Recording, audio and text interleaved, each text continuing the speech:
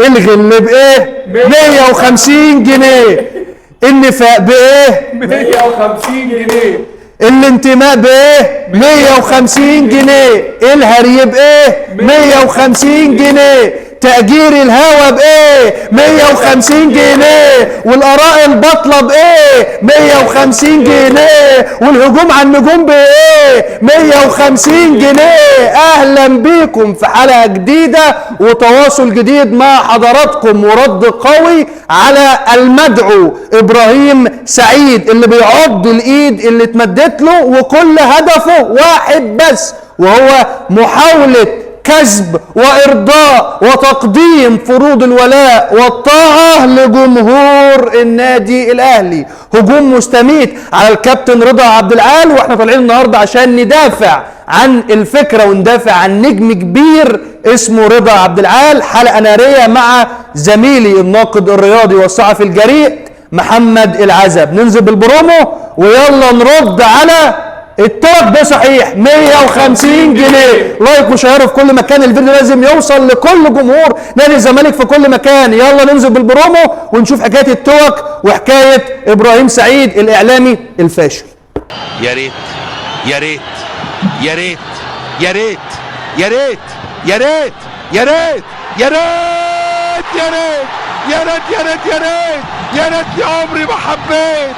ابراهيم سعيد الاعلامي الفاشل يواصل تنفيذ الاجندة بنجاح. ابراهيم سعيد وهجوم مستمر، وتقريبا هجومه على رضا عبد العال اصبح فقرة يومية بايتة وبايخة في برنامج وتأجير هوا على قناة كبيرة اسمها قناة النهار. قبل كده كنا بننتقد الكابتن ابراهيم سعيد ونقول الكابتن عشان احنا ناس محترمة، لكن من الواضح ان الكابتن ابراهيم سعيد زي ما قلت بيحاول ولا يزال يحاول عشان يدخل النادي الاهلي ويشتغل في الاهلي ويقدم فروض الولاء والطاعه لجمهور النادي الاهلي، لكن ده مش هيحصل طول ما احنا موجودين على حساب نجوم الزمالك او الناس الزملكاويه او على لعيبه نادي الزمالك او على كيان كبير اسمه نادي الزمالك. وغلاوه ولادي زملكاوي ورحمه اهلي انا اهلاوي، والله زملكاوي والله اهلاوي. رد قوي على ابراهيم سعيد. انت ضيعت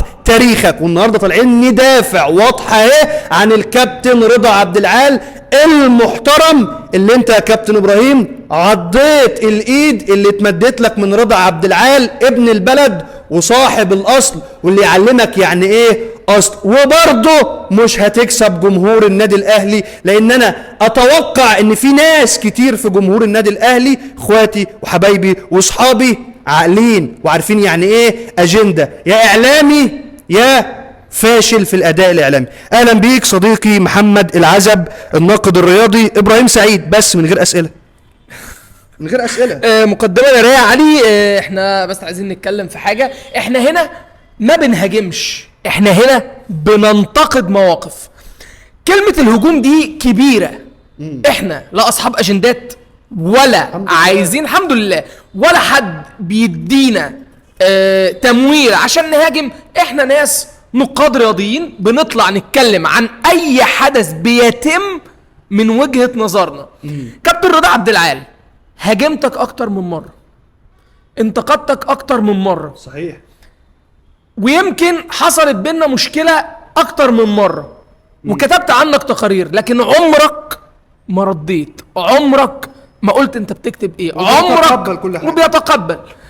الراجل ده دلوقتي عليه حملة هجوم شرسة، قد يكون اخطأ، قد يكون خانوا التعبير، لكن ده اللي بيتعمل ده يعني اقصاء، محاولة اقصاء لكابتن رضا عبد العال بشكل بطيء. عايزين يقطعوا عيشه الزمالك. لا بالفعل كابتن رضا يا جماعة راجل عفوي، راجل ابن بلد من بهتيم. على فكرة انا ليا اقارب من مكان قريب من بهتيم قعدوا مع الراجل ده وعارفين الراجل ده بيفهم كرة قوي، لكن تقريبا كده الصراحة وحشة.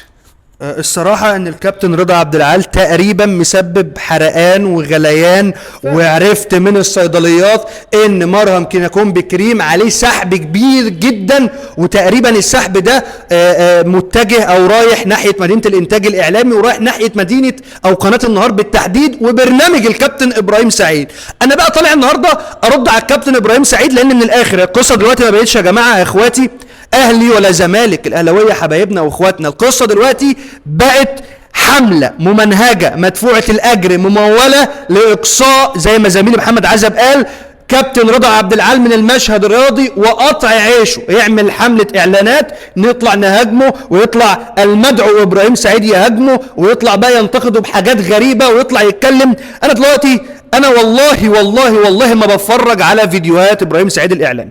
هو كلاعب كره قدم نتفق نختلف، لاعب كويس، نجم في كره القدم، وانا مش هبخسك حقك يا ابراهيم يا سعيد زي ما انت بتبخس رضا عبد العال حقه. رضا عبد العال شئت ام ابيت برضاه غصب عنك واحد من امهر 10 لعيبه في تاريخ الكره المصريه، تما من امهر 10 لعيبه. انا دلوقتي بشوف بس العناوين بتاعت الفيديوهات، ما بتفرجش على الفيديوهات عشان بحس ان انا مقزز. الفيديوهات بالنسبه لي مقززه، التصريحات والمأجوريه والهدف والحملات بتبقى انا يعني عارف انا هسمع ايه. بيقول لرضا عبد العال ايه؟ بيقول له انت ما تعرفش حاجه عن منتخب مصر. رضا عبد العال ما يعرفش حاجه عن منتخب مصر، اخرك كنت بتحيي العلم في المدرسه.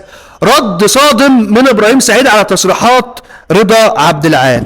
اخرة رضا عبد العال ان هو كان بيحيي العلم في المدرسه، اما ابراهيم سعيد فهو ده المواطن ابن مصر. البلد ابراهيم سعيد يعني الوطنيه، يعني الانتماء، يعني الثبات على المبدأ، يعني اهلاوي. يعني 2006 طلع طبعا خاف يشوط ضربة جزاء، طبعا يعني المبادئ. يعني انا مثلا والدي كده لما يشوف ابراهيم سعيد كده في عزه يقول لي خد بالك انت لازم تصبغ شعرك احمر. ابراهيم سعيد يعني الاهلاوي، ابراهيم سعيد يعني فتره كان زملكاوي، كان بيشتم في جمهور الاهلي باقذر الشتايم، وينشر صور حمير ويقول لك مش عارف مين هم رايحين فين. ولما بقى اهلاوي بقى يلقح على جمهور الزمالك، اللي الجمهورين بالمناسبه احسن منك، والجمهورين فوق منك، والجمهورين عقلاء وفاهمين. لا حد زملكاوي فاهم انك انت زملكاوي، ولا حد اهلاوي مصدق المرهمه وترجع ورا. مفيش حد هيصدقك، ولا انت رايك يا محمد؟ فلتقل خيرا او لتصمت او لتخرس او لتصمت، خليها لتصمت يعني. كابتن ابراهيم، انا عايز اسال انجازات حضرتك الدوليه ايه؟ غير انك لعبت في جيل مجهز ان هو ياخد بطولات.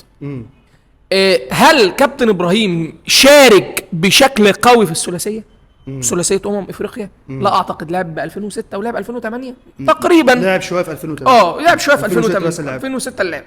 طيب يا كابتن ابراهيم، حضرتك دلوقتي جاي على واحد، بتتكلم عن واحد تاريخه، راجل كان بطولاته وتاريخه، وراجل كان يا جماعه لو في الفتره بتاعت التسعينات منتخب مصر كان شادد حيله، كنا شفنا كابتن رضا عبد العال في حته تانية، واتظلم في الاختيارات الفنيه من الكابتن محمود الجوهري. من الاخر احنا يعني 2 اتظلموا، شيكابالا ورضا عبد العال وكابتن حماده عبد اللطيف. طبعا دول 3 لعيبه في مصر اتظلموا بشكل قوي جدا يا كابتن ابراهيم. طيب حضرتك دارس اعلام؟ لا. طيب حضرتك بتتكلم بالحجه؟ لا. طيب يا كابتن، حضرتك الاعداد عندك لما بيجي الزملاء في الاعداد لما بيجوا بيدوك المحتوى حضرتك بتذاكره؟ لا. طيب حضرتك طالع ليه كده؟ عشان انا طالع كده عشان احط مرهم لجمهور الاهلي، عشان اتوسل واتودد لاداره النادي الاهلي واقول ده انا اهلاوي قوي، فاطلع بقى اشوف الترند واشوف الصفحات بتاعت الاهلي بتعمل ايه، واطلع اركب الموجه، فاقطع في الناس اللي ليها فضل عليا واللي عملوني واللي حطوني على الشاشه. بس عايز اقول لك حاجه علي. اتفضل. كابتن ابراهيم من كام سنه كده افتكر قال ده انا هلعب ببلاش لنادي الزمالك، ونادي الزمالك جابه لقى ان هو بدنيا واقع، كان عنده 36 سنه، ما حبوش يحرجوه وجابوه، والراجل كان بدنيا غير مؤهل، وخلاص قال لك انا ايه همشي. طيب يا كابتن ابراهيم، حضرتك بقى بعد ما مشيت حضرتك ممكن تقول لي مثلا من 2010 لحد 2023 ما هي الانجازات اللي حضرتك عملتها؟ إيه غير ان انت طلعت في مسلسل تقريبا في رمضان؟ طلع في مسلسل وبرامج مقالب وانجازات. انا لا بقى لو هخرج يا كابتن ابراهيم اللي بتتكلم عن الاخلاق والمثل وطالع بقى تقدم نفسك لجمهور الاهلي كانك مثل اعلى لجمهور الاهلي. لو انا بقى عايز اتكلم في حاجات تانية فانا هخرج بره الكوره، ودي مش عادتي ولا عمري هخرج بره الكوره. ان لو اخرجت نفسي بره الكوره هتكلم عنك كتير، ومحمد عزب هيتكلم عنك كتير، وهنقول تفاصيل وهنقول كواليس. لكن احنا دايما بنتكلم كوره. قال الكابتن ابراهيم سعيد بيقول ايه لرضا عبد العال في تصريحات ناريه وفي هجوم ناري؟ قال ايه؟ تاريخي اكبر من تاريخك واخرك ربع ساعه. هو مين ده اللي اخر ربع ساعه؟ رضا عبد العال. رضا عبد العال ايه؟ كابتن رضا عبد العال اخره ربع ساعه. انت بتتكلم كده عن كابتن رضا عبد العال، هو حاجه من حاجتين: يا اما وهو بيقول التصريح ده ما كانش نايم كويس او شارب. بصوا، آية المنافق 3: إذا خاصم فجر، وإذا اؤتمن خان، وإذا تحدث كذب. والثلاثة أعتقد إن هم موجودين في الحالة اللي أنا بتكلم عنها، وهي حالة الكابتن إبراهيم سعيد. إبراهيم إحنا يا كابتن إبراهيم إحنا ما بننتقدش شخص حضرتك، إحنا بننتقد موقف كرجل إعلامي وزميل لينا يعني. لا، هو في المهنة دي حاجة ملهاش علاقة بالإعلام. اللي بيعمله إبراهيم سعيد حاجة ملهاش علاقة بالإعلام، والمسؤولين في قناة النهار عارفين إن ده مش إعلام، واللي بيتابعوا قناة النهار الأقلاء من جمهور الأهلي والزمالك عارفين إن اللي بيعمله إبراهيم سعيد مش إعلام. القصة وما فيها ان في احد الاشخاص مأجر ساعات هوا للكابتن ابراهيم سعيد. هو دي قعدة مصطبة على صفحات سوشيال ميديا. بشوف الصفحات بتقول ايه، الجمهور رايح فين، والصفحات طالعه على مين، واطلع معاه لدرجه انه طلع بص اي حاجه بقى. قفشه التصريح عن شيكابالا، وقفشه لعيب محترم، اطلع ادخل شمال في قفشه. يعني ايه يعني؟ ده انت اهلاوي جدا. والعكس تماما في الاهلي اي حاجه فيه. ما هو هل تجرؤ يا كابتن؟ لا. هل تجرؤ يا ابراهيم يا سعيد انك تنتقد موقف واحد في الاهلي دلوقتي؟ لا، لان ده مش من ضمن خريطة عمل حساباتك والاجندة اللي انت شغال عليها. انت اجندة يا ابراهيم يا سعيد، وطول ما احنا موجودين مش هنسمح لك انك انت لا تقلل من نجوم في الاهلي ولا نجوم في الزمالك ولا في اي مكان هتقدر تقلل من نجم كبير اسمه رضا عبد العال. نيجي بقى للتصريح اللي بعد كده. قال كابتن وائل الأباني يعلق بقوة على إعلان رضا عبد العال المستفز، وإبراهيم سعيد يؤكد دي إهانة. طيب ماشي، احنا بس نورد الناس. طيب ايه الإهانة في ان كابتن رضا عبد العال طلع عمل إعلان كوميدي؟ الراجل تقاضى عليه أجر بالتأكيد، راجل نجم شاشة، راجل مطلوب، طلع. ولا هو عشان كابتن رضا عبد العال؟ هو لو كان كابتن وائل جمعة طلع قال الكلام ده كنت اتكلمت؟ ابو الدهب او كابتن محمود ابو الدهب طلع قال كنت اتكلمت؟ ما كل الناس بتعمل اعلانات. ده احنا بعد ما طلعنا في من بطولة تصفيات كاس العالم 2014 بفضيحة، اللعبة كانت بتعمل اعلانات. يعني الراجل في سكتش كوميدي اتكتب، السكتش ده لو عمله واحد بلوجر يا كابتن ابراهيم حضرتك مش هتفتح وتروح عامل وضحك وعامل لايك؟ طب محمد صلاح وتريزيجيه ومرموش عملوا اعلانا لاحد الشركات، شركه فودافون بنعملها اعلان ببلاش اهو، مش وعادي جدا واعلان كوميدي ومقبول.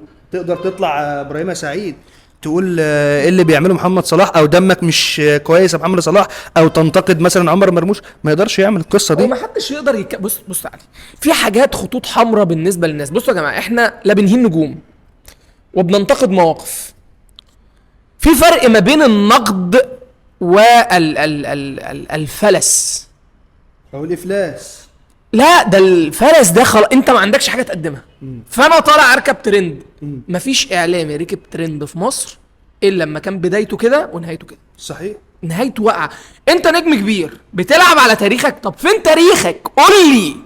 قول لي انت ايه تاريخك يا كابتن ابراهيم؟ يا كابتن ابراهيم احنا لو اتكلمنا عن فترتك في ايفرتون يعني مع احترامي هي ما كانتش فتره، دي كان 3-4 شهور لعب، صبغ شعره ورجع.